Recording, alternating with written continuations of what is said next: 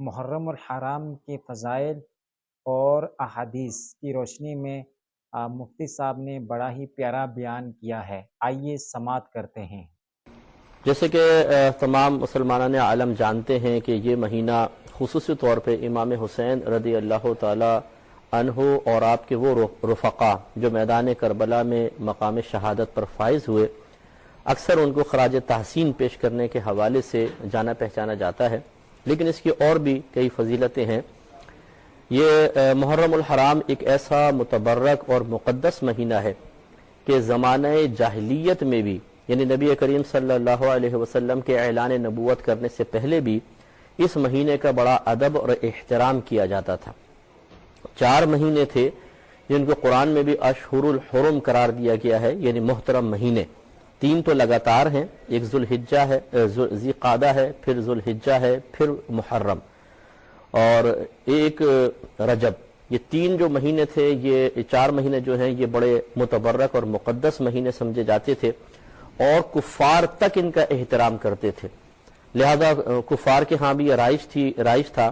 کہ جب یہ متبرک مہینے آتے تو وہ ہر قسم کی جنگ کو بند کر دیا کرتے تھے۔ اگر وہ کبھی قافلوں پہ لوٹ مار کیا کرتے تھے تو کم از کم ان مقدس مہینوں کے احترام میں اس لوٹ مار کا سلسلہ ختم کر دیا کرتے تھے۔ لہذا نبی کریم صلی اللہ علیہ وسلم نے بھی اس فضیلت کو برقرار رکھا۔ یعنی یہ نہیں ہے کہ پہلے وہ فضیلت تھی اور اس کا تقدس پامال نہیں کیا جاتا تھا اور بعد میں اس کا خیال نہیں کیا گیا، بلکہ بعد میں بھی ان مہینوں کو اسی طرح متبرک سمجھا جانے لگا جیسے پہلے تھے۔ تو لہٰذا ایک تو یہ بات بہت ہی ہم مسلمانوں کے لیے توجہ کی طالب ہے کہ جب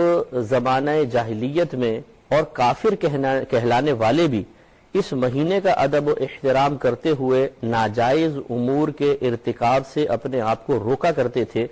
تو ہم تو مسلمان ہیں، تو ہمیں بدرجہ اولا ان مقدس ایام میں اپنے آپ کو اللہ تبارک و تعالیٰ کی نافرمانی سے بچانا چاہیے،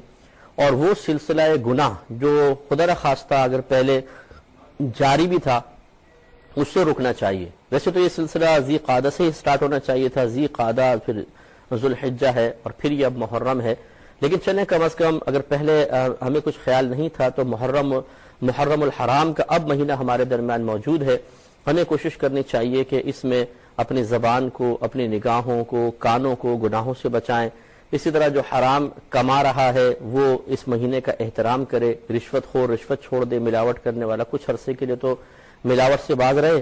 خدا نخواستہ ہم یہ نہیں کہہ رہے کہ اس مہینے میں آپ چھوڑیں اور بعد میں لیتے رہیں، ہم اجازت دینے والے کون ہوتے ہیں؟ ناجائز چیز ناجائز ہوتی ہے، لہٰذا بعد میں بھی بچنا چاہیے، لیکن کم از کم ان مقدس ایام کا ادب و احترام کرنا چاہیے۔ تو ایک تو محرم الحرام بڑا مقدس مہینہ ہے، زمانہ جاہلیت میں کفار بھی اس کا ادب کرتے تھے، تو ہم مسلمان ہیں الحمدللہ، ہمیں بدرجہ اولا اس کا ادب کرنا چاہیے۔ دوسرا ایک نبی کریم صلی اللہ علیہ وسلم جب مکۃ المکرمہ سے مدینہ منورہ تشریف لائے تو یہاں پہ اس وقت یہود موجود تھے، اور فوری طور پہ نبی کریم صلی اللہ علیہ وسلم نے انہیں مدینہ سے نہیں نکالا تھا،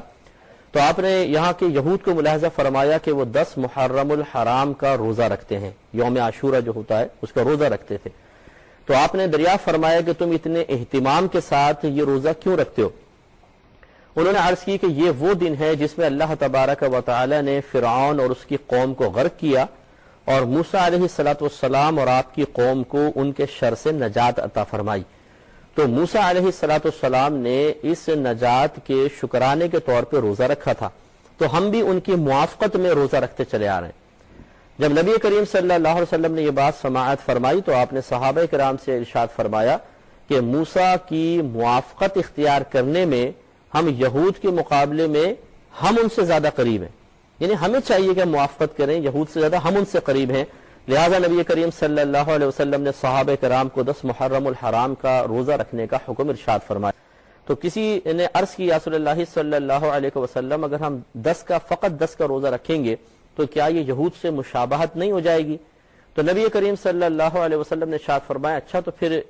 9 یا 11 کا روزہ بھی ملا لو، یعنی ایک دن کا اور روزہ ملا لو 9 یا 11 کا۔ تو اس لیے یہ خود نبی کریم صلی اللہ علیہ وسلم کا طریقہ یقیناً سی بات ہے کہ آپ صحابہ کرام کو ارشاد فرما رہے ہیں، تو آپ نے خود بھی روزہ رکھا اور صحابہ کرام نے بھی رکھا۔ تو 10 محرم الحرام کا روزہ رکھنا یہ گویا کہ سنت موسیٰ علیہ السلام بھی ہے، ہمارے نبی کریم صلی اللہ علیہ وسلم اور دیگر صحابہ کرام کی سنت بھی قرار پائی ہے۔ اور اس کے ساتھ ساتھ 9 کا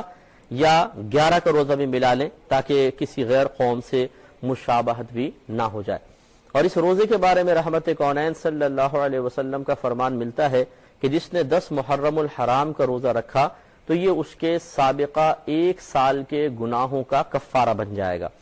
تو آپ دیکھیے 1 سال کے گناہ جتنے بھی ہیں پیچھے سب کے سب معاف ہو جائیں گے اس ایک روزے کی برکت سے۔ اس لیے کوشش کیجئے، اور اگر آپ کے گھر میں دیگر افراد ہیں ان کا ذہن بھی بنائیے کہ اگر کوئی مشکل نہ ہو، ویسے بھی غالباً ہمارے یہاں تو چھٹی بھی ہے، 10 میں ہم گھر پر ہی ہوں گے، 9 میں بھی شاید 9 کی چھٹی ہے، تو 9 اور 10 کا روزہ آرام سے گھر میں آسانی سے کٹ بھی سکتا ہے اور انشاءاللہ یہ فضیلت بھی حاصل ہو سکتی ہے۔ تو میں عرض کر رہا تھا کہ جب آپ 9 یا 10 کا روزہ رکھیں، ہمارا ایک مشورہ اگر آپ مان لیں تو بہت اچھی بات ہے کہ یہ الحمدللہ جمہور علماء اسلام کا متفقہ مسئلہ ہے، صحابہ کرام علیہم الرضوان اس پر متفق ہیں کہ اگر ہم کوئی عمل کرتے ہیں اور اس کا ثواب اپنے کسی مرحوم کو ایصال کر دیا جائے تو بالکل ان کا ہمارا یہ ثواب ان کو پہنچتا ہے، یعنی وہ بھی اس ثواب میں حصے دار بنتے ہیں۔ لہٰذا ہمارا مشورہ یہ ہوگا کہ آپ 9 یا 10 کا جب روزہ رکھیں تو یہ نیت بھی کر لیں کہ سب سے پہلے تو یہ نیت کریں کہ ہم اس کا ثواب بارگاہ رسالت صلی اللہ علیہ وسلم میں پیش کرتے ہیں، اور مزید جتنے بھی شہدائے کربلا ہیں خصوصاً امام حسین رضی اللہ تعالی عنہ کے ایصال ثواب کے لیے ہم یہ روزے رکھ رہے ہیں، تو انشاءاللہ آپ کا یہ تحفہ ان نفوس قدسیہ کی خدمت میں پیش کر دیا جائے گا۔ اور ہم نے جو قرآن پڑھا ہے، حدیث پڑھی ہے، واقعات پڑھے ہیں، صحابہ کرام کا طریقہ دیکھا ہے، پھر جتنے بھی نبی کریم صلی اللہ علیہ وسلم کی آل مبارکہ کا معاملات ہم نے دیکھے ہیں، تو ہم نے دیکھا ہے کہ خاندان رسالت کسی کا احسان اپنے اوپر رکھتا نہیں ہے۔ ویسے تو چلے میں اس پہ پہلے مختصر سا بریک لیں گے کیونکہ اس میں ایک بات آپ کو سمجھانا چاہتا ہوں، تفصیلی بات ہے، تو انشاءاللہ ہم اس پر ضرور کلام کریں گے لیکن ایک مختصر سے بریک کے بعد۔ بسم اللہ الرحمن الرحیم۔ تو پہلے میں بات کمپلیٹ کر لیتا ہوں پھر ہم جوابات کی طرف آتے ہیں۔ تو ہم آپ کی خدمت پہ گزارش کر رہے تھے کہ ہم جو قرآن یا حدیث کا نچوڑ دیکھتے ہیں اور پھر صحابہ کرام کے جو افعال و اعمال ہیں، جو ان کی طرف سے اقوال ہمارے سامنے آتے ہیں، 1500 سال میں جو واقعات بڑے بڑے گزرے ہیں، ان سے اگر ہم ایک نتیجہ مرتب کریں تو وہ یہی نظر آتا ہے کہ نبی کریم صلی اللہ علیہ وسلم اور آپ کے خاندان والے، آپ کی آل، اگر کوئی ان کے ساتھ معاملہ احسان کرتا ہے تو وہ اس کے احسان کو رکھتے نہیں ہیں بلکہ اس کا بدلہ عطا فرماتے ہیں۔ لیکن یہاں یہ بات ضرور وضاحت طلب ہے کہ اگر کوئی ان کے ساتھ اچھا سلوک کرتا ہے تو اس کو احسان سے تعبیر کرنا یہ ہمارا کام نہیں ہے، نہ میں اس کو احسان کہہ رہا ہوں بلکہ یہ تو وہ نفوس قدسیہ اس کو احسان سے تعبیر کرتے ہیں۔ جیسے نبی کریم صلی اللہ علیہ وسلم نے حضرت ابوبکر صدیق رضی اللہ تعالی عنہ سے ارشاد فرمایا کہ اے ابوبکر، جس کسی نے بھی مجھ پر دنیا میں احسان کیا میں نے اس کا بدلہ دنیا میں ہی اس کو عطا فرما دیا، لیکن تمہارے احسانات کا بدلہ اللہ تبارک و تعالی میدان محشر میں خود عطا فرمائے گا۔ اب دیکھیں صدیق اکبر رضی اللہ تعالی عنہ نے جو کچھ نبی کریم صلی اللہ علیہ وسلم کی خدمت کی یا دین کی خدمت کی، یقینی سی بات ہے وہ ان کے لیے سعادت ہے، کوئی احسان تو نہیں ہے، لیکن ہمارے نبی کریم صلی اللہ علیہ وسلم کی عاجز انکساری ہے اور یہ ایک بڑا پن ہے، ایک اعلیٰ ظرفی ہے کہ آپ اپنے غلاموں کے اپنے ساتھ کیے گئے اچھے سلوک کو احسان سے تعبیر کر رہے ہیں۔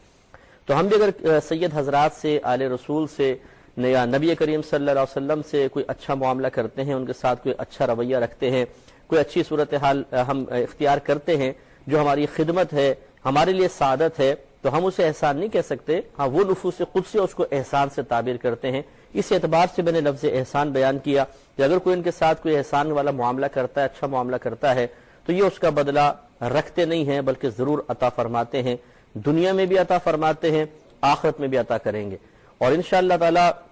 دنیا میں کسی کو محسوس ہو یا نہ ہو، آخرت میں ضرور وہ اپنی آنکھوں سے دیکھے گا کہ جب ہمارے یہ تحفے ان کے بارگاہ میں پہنچیں گے تو یہ ضرور اللہ تبارک و تعالیٰ کی بارگاہ میں ہماری سفارش کریں گے۔ اور انشاءاللہ ایسا نہیں ہے کہ وہاں پہ جانے کے بعد ہمارے حافظہ کمزور ہو جائے گا اور ہمیں یاد ہی نہیں رہے گا کہ ہم نے کس کس کو ایصال ثواب کیا تھا یا کس کے لیے ہم نے کوئی معاملہ کیا تھا، بلکہ وہاں پہ اللہ تبارک و تعالیٰ کی عطا سے ذہن اچھا کام کرے گا، حافظہ بھی قوی ہوگا، اور انشاءاللہ ہم اس کو آپ یاد بھی رکھیے کہ جس کو بھی آپ نے بزرگ کو ایصال ثواب کیا ہے، میدان محشر میں ان کی خدمت میں آپ جا کر یہ گزارش کر سکتے ہیں کہ حضور ہم نے آپ کی خدمت میں کچھ تحفہ پیش کیا تھا، آج ہم ہماری سفارش فرما دیں، اس کے بدلے میں تو آپ کا بڑا کرم ہوگا۔ یہ حدیث میں آیا کہ نبی کریم صلی اللہ علیہ وسلم ارشاد فرماتے ہیں کہ بروز قیامت جہنمیوں کی ایک لائن لگی ہوگی اور ان کے سامنے سے ایک جنتی کا گزر ہوگا، تو ان جہنمیوں میں سے ایک شخص آگے بڑھ کر کہے گا کہ اے شخص تو مجھے پہچانتا ہے؟ تو وہ جنتی انکار کرے گا کہ نہیں، میں تو تمہیں نہیں پہچانتا ہوں۔ تو وہ جہنمی اس کو یاد دلائے گا کہ یاد کرو میں نے دنیا میں تمہیں ایک گلاس ایک پیالہ پانی پلایا تھا، تو پھر ایک دم وہ اس کے حافظے میں آ جائے گا، وہ کہے گا ہاں مجھے یاد ہے میں نے پلایا تھا، تم نے پلایا تھا، اب تم کیا چاہتے ہو؟ تو وہ جہنمی کہے گا میں یہ چاہتا ہوں کہ تم اس پانی کے بدلے میں اللہ تعالیٰ کی بارگاہ میں میری سفارش کر دو۔ تو وہ جنتی بارگاہ الہی میں عرض کرے گا یا رب کریم اس پانی پلانے کے احسان کے بدلے میں تو اس کے حق میں میری شفاعت قبول کر لے۔ تو اللہ تبارک و تعالیٰ اس کی سفارش قبول کرتے ہوئے اس شخص کے لیے بھی بخشش و مغفرت کے پروانے جاری کر دے گا۔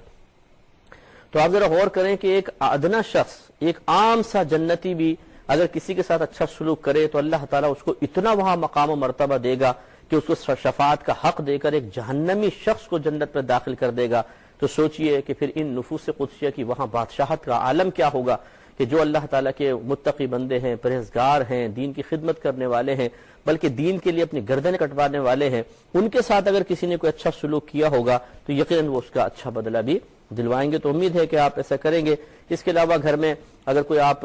کوشش کریں غرباء کے لیے، خاص طور پہ غرباء کے لیے کچھ بھی آپ پکائیں کھانا وغیرہ، وہ اپنے محلے میں غریبوں کے اندر تقسیم کر دیں۔ اسی طرح نیت کر لیں کہ ہم ان شہدائے کربلا کی خدمت اقدس میں خاص طور پر اس کھانے وغیرہ کا جتنا بھی ثواب ہوگا ان تک پہنچا رہے ہیں۔ یہ یاد رکھیں کہ عمل صرف اللہ کے لیے ہوگا، صرف اور صرف اللہ تبارک و تعالیٰ کے لیے۔ کوئی بھی نیک عمل کسی مخلوق کے لیے نہیں ہوتا ہے، وہ اللہ تعالیٰ کی رضا کے لیے ہوتا ہے۔ آپ اللہ کی رضا کے لیے کام کریں اور پھر اس یقین کے ساتھ کہ اللہ تبارک و تعالیٰ اس نیک عمل پر ہمیں ثواب عطا فرمائے گا، اس ثواب کو کسی کو آپ ایصال کر دیجئے، تو انشاءاللہ اس میں ناجائز کوئی معاملہ رہے گا نہیں، سب جائز ہوگا۔ اور انشاءاللہ دنیا میں نے عرض کیا کہ بعض اوقات دنیا میں بھی ظاہر ہو جاتا ہے لیکن ہر ایک پہچان نہیں پاتا ہے، لیکن میدان محشر میں تو انشاءاللہ فزیکلی طور پہ آپ یہ دیکھیں گے کہ وہاں پر ان چیزوں کا ہمیں کتنا بہترین بدلہ عطا کیا جائے گا۔